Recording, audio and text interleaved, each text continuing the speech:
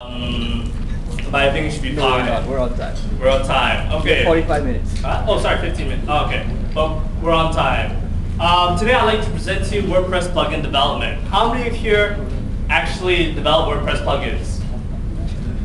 I see one hand, a little shy hand go up, 2, 3.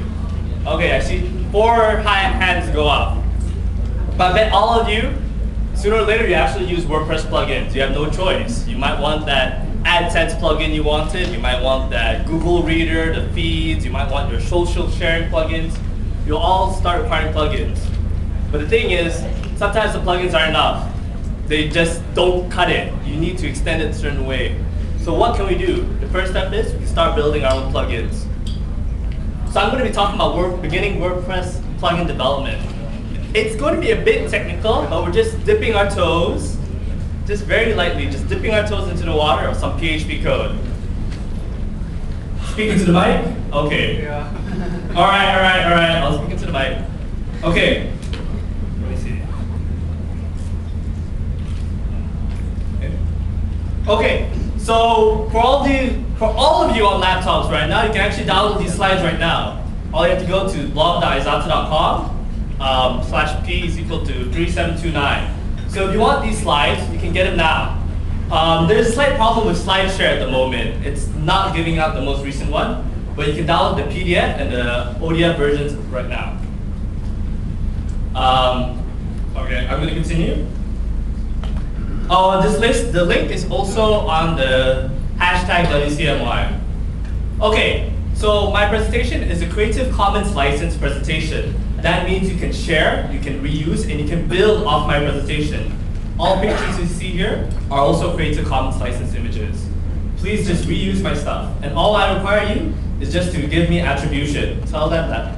Tell in your work, just say, hey, Aizat did this. So me, I'm Aizat Faiz. This is a picture actually taken by Colin.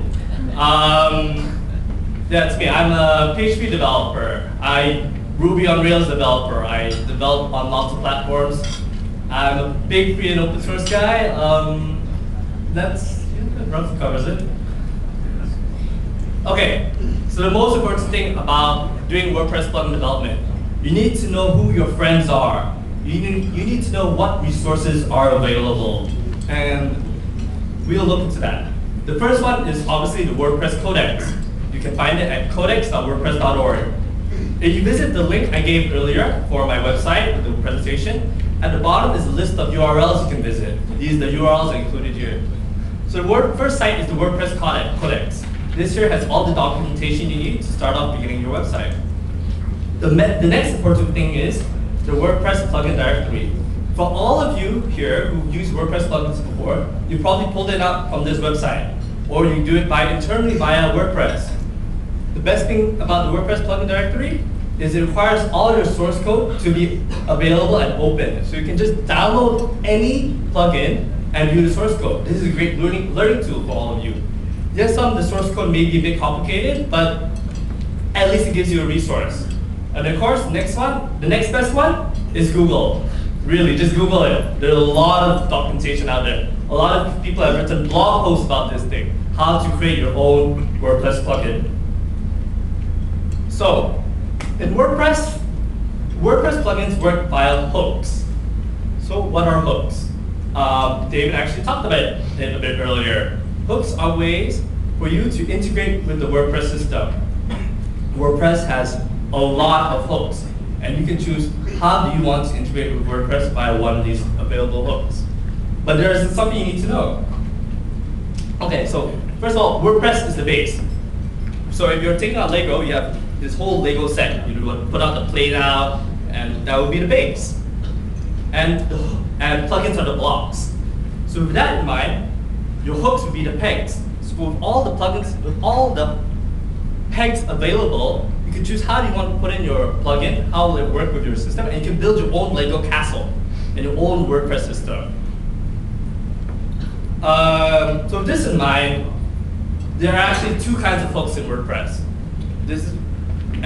We have an actions hook, and we have the filters hook. So this is taken straight off the WordPress documentation. Action hooks are the hooks that the WordPress core launches at specific points during execution, blah, blah, blah. Basically, actions do something. They'll call out your code at a specific time in the WordPress execution. So, actions do something. And the next one is filters. Now this one's even longer.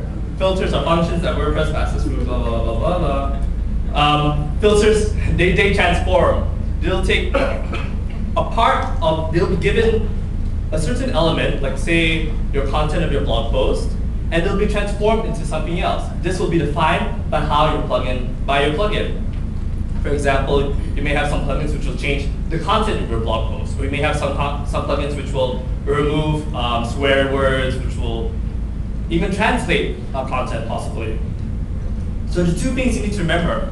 First of all, is there are actions and hooks. Those are two kinds of hooks.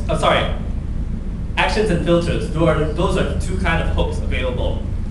Actions, they do something, and filters, they transform.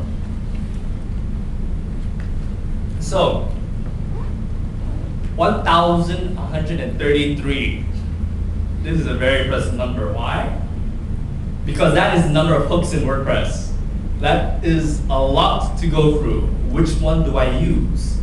Which one should I utilize for my plugin? I want to build this, but I'm not so sure which of these 1,133 to use.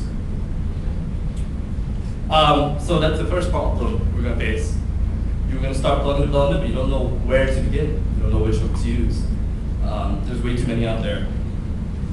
So to be honest, it's a hard recommend. You're going to have to look for the resources I gave you, the WordPress Codex, the plugin directory, and Google, because there's nothing defining which hooks to use for the best place. And best of all, you have to go to the action and filter references. This gives you a subset of the 1,133 hooks for you to find out what you want. Just gracefully do a search and find, and you should be able to find out what you need. All right, so let's begin. Write your first plugin. How many of you have actually looked through the WordPress source code, or have actually gone through the folder, the WordPress folder? Okay, how many of you actually installed plugins through the drag and drop? All right, small amount. So if you're familiar, all plugins are stored in WP content -plugins/plugins.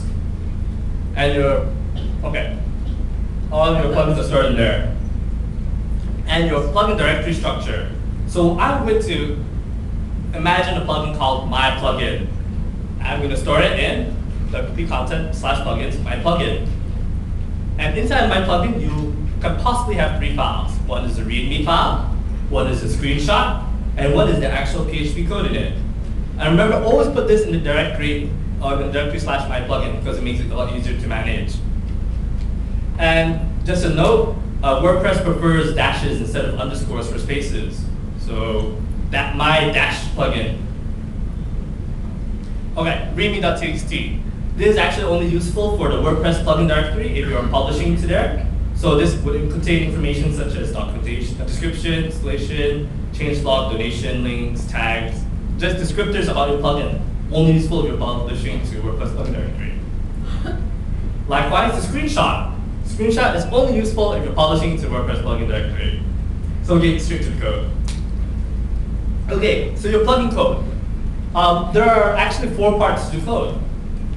This in your my-plugin.php, there are 4 parts. You'll have your plugin header, you have your calls to your hooks, you have the PHP code itself, and you have some templating code. You'll possibly have some templating code. So let's look at a PHP code right now. Can all of you see this? Is this fine? If you can't see it, I hope you can get it on your laptops up. Okay, so anyone can guess what this does? Nah. All right. Okay, so the first part, plugin headers. The plugin headers, if you have a look at it, they are always on top. You have no choice. They will define your plugin. There are information about your plugin, metadata, so that WordPress will know what does your plugin do. That's where it pulls out the plugin name, URI, description, offer, URI. You fill this out with your own information. Just fill out your own information. The next part is actually the hooks. So after the plugin headers, you put the hooks in.